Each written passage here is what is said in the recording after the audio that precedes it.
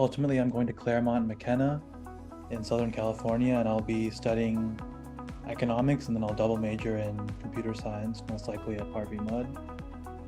Some of the other schools I got into, and Purdue for engineering and business, and then I also got into UW in Seattle, as well as Wisconsin-Madison for data science, UMD in Maryland, and then also the Indiana Kelley School of Business. So those are my main choices, and yeah, I ended up choosing Claremont over those because I felt that the smaller college, individualized attention, and better relationships with professors would sort of outweigh any advantages. I mean, these Midwestern schools, they're big schools, they're great schools, but I just felt like Claremont had more to offer, and it was in-state, better weather, closer to family. I visited all these schools. I visited IU, Purdue, UAUC, and UW and Claremont, so I highly recommend visiting the school. Yeah, UW, I like the campus, I like the buildings and all, but as I talked to the admission staffs and some of the other staff there, it became pretty clear that they sort of don't care. You're admitted undeclared.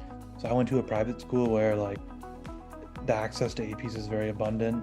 So I took about 14 APs in my 4 years. I mean, that's not necessarily the strategy that everyone has to take.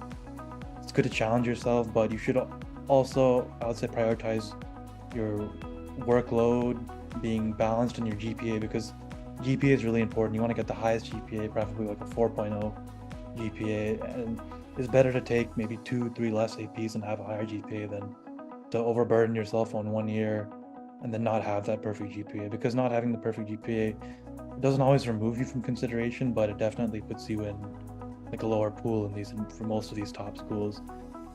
So yeah, ninth grade was an online year, which it had its pros and its cons, but for me, it was tough to adjust back to an in-person year because I was also commuting like 30 miles to my school.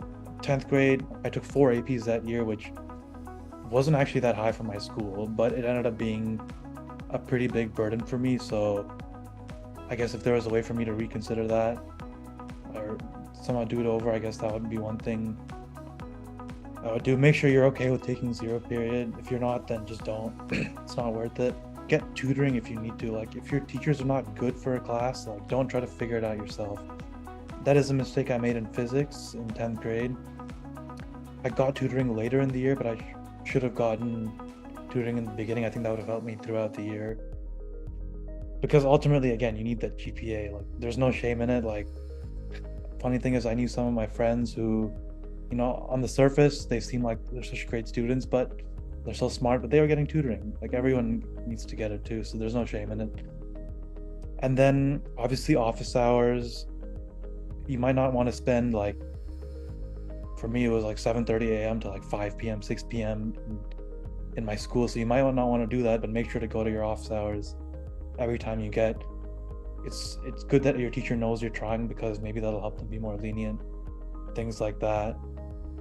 And then in 11th grade, I took like 5 APs, but I feel like I managed to structure it so that they were in classes that I liked more, like third year of high school, so I got a lot more used to everything, and I did. It was like a rebound year. I was also taking AP computer science. I was taking calculus for the first time.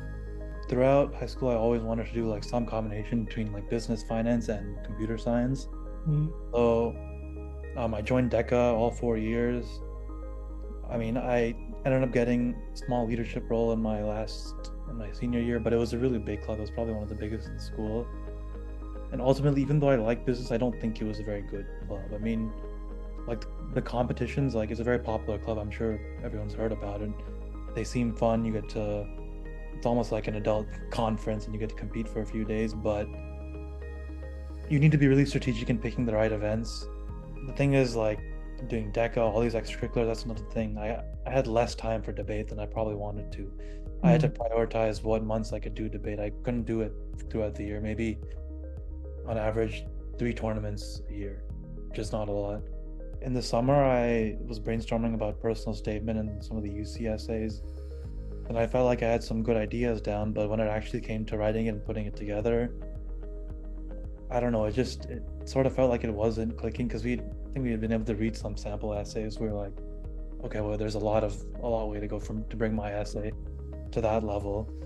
And then at that point, I think it was just the deadlines were coming up, and then we wanted to apply to a lot of colleges, so it's like we definitely need some help to refine the essays and get some feedback. I did something like over 30 schools. It was, and eventually, like a lot of them that I applied, some of them are safeties, but even other good schools like Vanderbilt or Duke, like I probably wouldn't apply to them because even if I get it, I don't know if I would necessarily consider going. Only apply to schools and even programs that you're really excited about. Like Georgetown was another one. Yeah, it's a great school, but would I really get in if I got in for, I think I applied CS thing. Would I really go to Georgetown for CS? I don't know. So I tried to be strategic about majors as well. Like if a school is really good for computer science and I want computer science there, apply to something slightly different. And then the top business programs, I did apply to business. I didn't sidestep that. But I think, yeah, for some schools that I know wouldn't be great fits for me, I probably shouldn't have applied to them. It was like some of our meetings were like looking at the edits, and the other meetings were more like brainstorming. If I was completely stuck about like what to write about. Like at that point, I guess she knew enough about my profile to give me constructive ideas and like write comments in the doc so I can get started from there. I think that was helpful. And then when she said about structuring your essay so that it's oriented towards like a career goal, that was really good because it set me up. So first I state my goal, and then I state what I've done in my high school to support that, and then what the college uniquely will provide me to build on that, and why I would be a good fit for that. So I think those type of sessions are really helpful to get me to start writing and thinking in the right way. I guess like try not to make the same mistakes that she already corrected, maybe, to like improve efficiency, because you're trying to personalize it to each school, but the prompts are sort of similar. So as a student, you can just try to remember to incorporate the previous feedback onto each essay, even if it's a different school, just to save everyone's time and make sure the process moves forward. But I think, yeah, every time you would meet, it would be productive and efficient. And then it's good to utilize the asynchronous essay editing as well. It's good if parents get involved, at least to like provide another set of eyes, more experience. And for me, it was mainly just like if I was deciding between two ways to go about an essay, they would be able to tell it or come in and read both of them and say which one looks more impressive. So I mean, obviously they're not admissions officers, but they kind of have a sense. They've had long careers. They know what looks good from like a third person's eye. And then also some grammar edits, like logical consistencies, just how to tweak some sentences so it reads better. They're mostly like minor edits, and then a few like broad edits to help me direct an essay one way or another. Those are really helpful. I think it's good if parents do those things.